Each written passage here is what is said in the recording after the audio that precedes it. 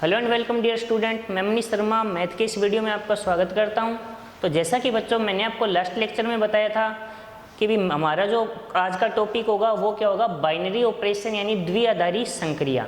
बच्चों हम आपके पहले चैप्टर के जो दो टॉपिक है कंपोजिट फंक्शन और इनवर्स फंक्शन वो कंप्लीट कर चुके हैं। तो बच्चों अब एक छोटा सा टॉपिक और बच जाता है बाइनरी ऑपरेशन, जिसमें समझने का काम थोड़ा ज़्यादा रहेगा। बेसिक इसका कॉन्सेप्ट बढ़िया है, ध्यान से समझना है। और जैसे ही बच्चों आपका एक तो चैप्टर कंप्लीट हो जाता है, तब आप कमेंट सेक्शन में कमेंट करके बताओ कि हम आपका वेक्टर स्टार्ट करें या इंटीग्रेशन।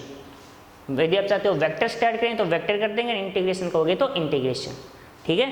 लेकिन एक बार बाइनरी ऑपरेशन पे आते हैं। इसको हिंदी में हम क्या कहते हैं बच्चों? द्विआधारी संक्रिया।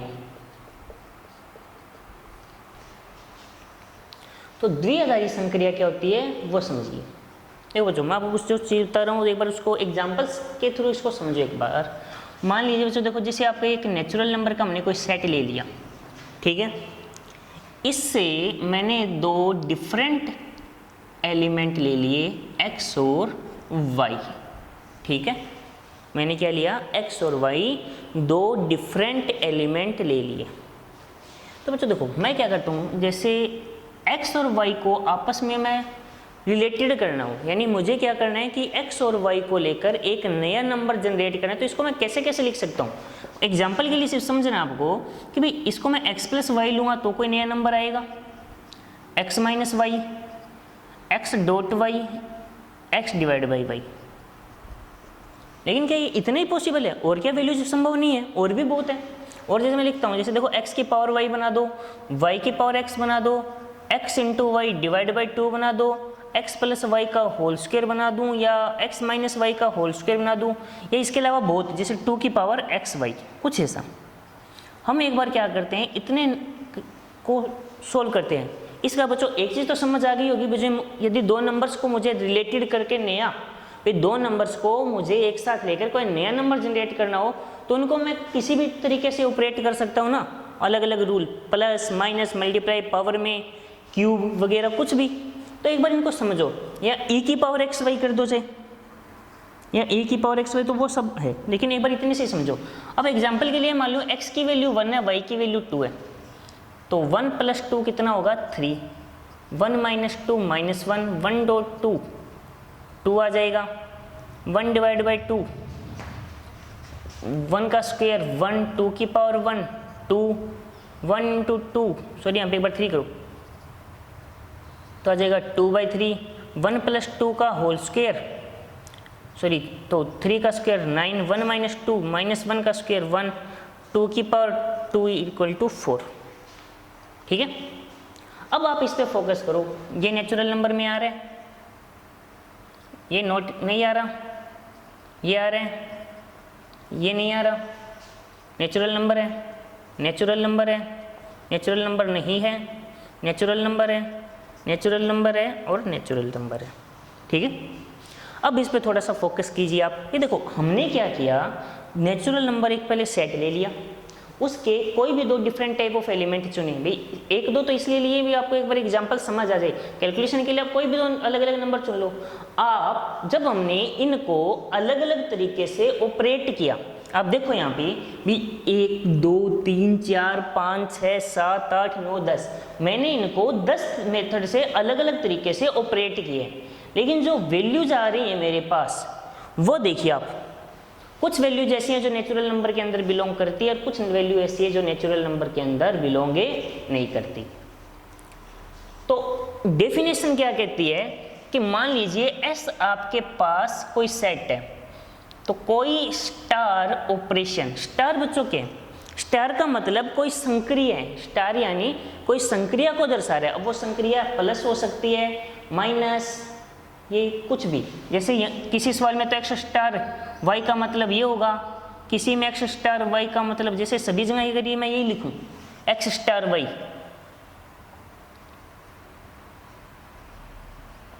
बात समझ आई? यानी स्टार यहाँ पे कोई फिक्स संक्रिया नहीं है, यानी क्वेश्चन के अकॉर्डिंग कोई भी एक एक्स और वाई का रिलेशन मतलब ऑपरेशन है साथ में कोई भी। तो S star y S cross S से परिभाषित हो तो ये स्टार क्या कहलाती है? द्विआधारी संक्रिया। कहने का अर्थ ये हो गया कि यदि आप किसी एक सेट के दो अलग अलग एलिमेंट या एक जैसे लेकर ऑपरेट करते हो और जो रिजल्ट आता है यदि वो उसी सेट का हो, यदि जो रिजल्ट है वो उसी सेट के अंदर हो, तब आप क्या कहोगे? जो वो स्टार है वो क्या है? एक द्विआधारी संक्रिया है, यानी एक बाइनरी ऑपरेशन है। तो जैसे यहाँ पे प्लस द्विआधारी संक्रिया है, ये नहीं है, ये द्विआधारी है, ये नहीं है, ये द्विआधारी संक्रिया, ये भी द्विआधारी है, ये नहीं है, ये है और ये है। तो बताओ बच्चों, द्विआधारी संक्रिया मतलब समझ आया? नेचुरल नंबर बच्चों जरूरी नहीं है, यहाँ पे सेट कोई भी पॉसिबल है। तो सिंपल सा बेसिकली मीनिंग क्या हुआ कि जब आप किसी सेट के दो एलिमेंट को लेकर एक साथ ऑपरेट करते हो तब जो रिजल्ट आता है यदि वो उसी सेट का ही एक एलिमेंट हो तो वो द्विआधारी संक्रिया है, अन्यथा वो द्विआधारी संक्रिया नहीं है। बात समझ आई या नहीं? डाउट है क्या? अब याद रखना, रिपीट करो, एक बार और बोल रहा हूँ, ध्यान से सुनो, क्योंकि अब बच्चों आपके लिए एक नई चीज़ है, इसलिए ध्यान से समझो कि जब आप किसी एक ही सेट के दो एलिमेंट लेकर एक साथ ऑपरेट करते हो तब जो रिजल्ट आता है यदि वो उसी सेट का एलिमेंट हो तो वो द्विआधारी संक्रिया है, अन्यथा वो द्विआधारी संक्रिया नहीं है। इसकी डेफिनेशन, कोई संक्रिया स्टार द्विआधारी संक्रिया कहलाएगी यदि स्टार S क्रॉस S से S में ही परिभाषित हो जाए। आगे बात समझ में? तो बच्चों द्विआधारी संक्रिया किसी क्वेश्चन में जैसे इस प्रकार से दर्शाया जाएगा x स्टार y, या ऐसे भी लिखा जा सकता है या कुछ ऐसे भी या ऐसे भी।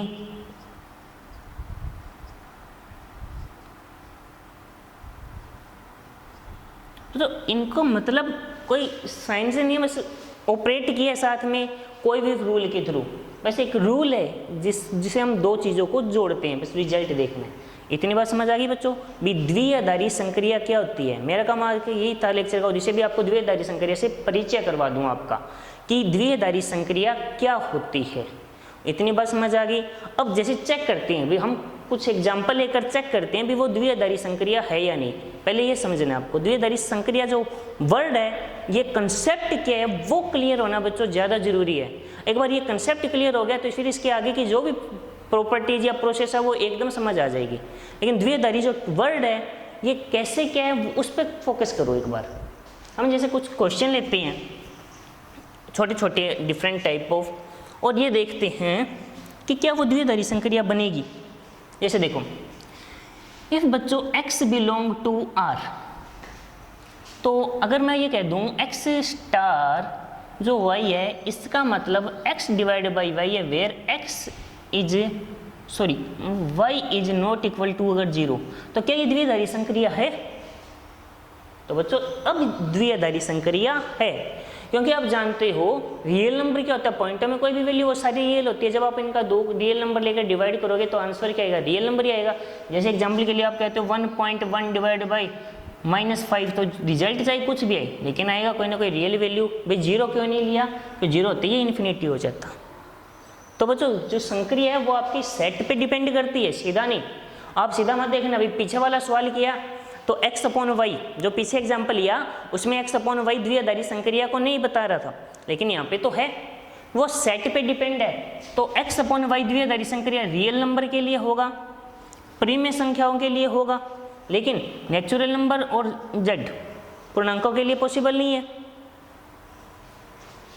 अब मान लो यदि इसका मतलब ये हो जाए x square plus y square minus x y, तो बच्चों बता सकते हो किन किन के लिए संक्रिया है? तो ऑब्वियसली ये बता सकते हो क्या किस किस के लिए संक्रिया होगी। तो आप ये चेक करोगे, नेचुरल नंबर के लिए भी है, रियल नंबर के लिए भी है, जेड के लिए भी है, परिमेय संख्याओं के लिए भी है।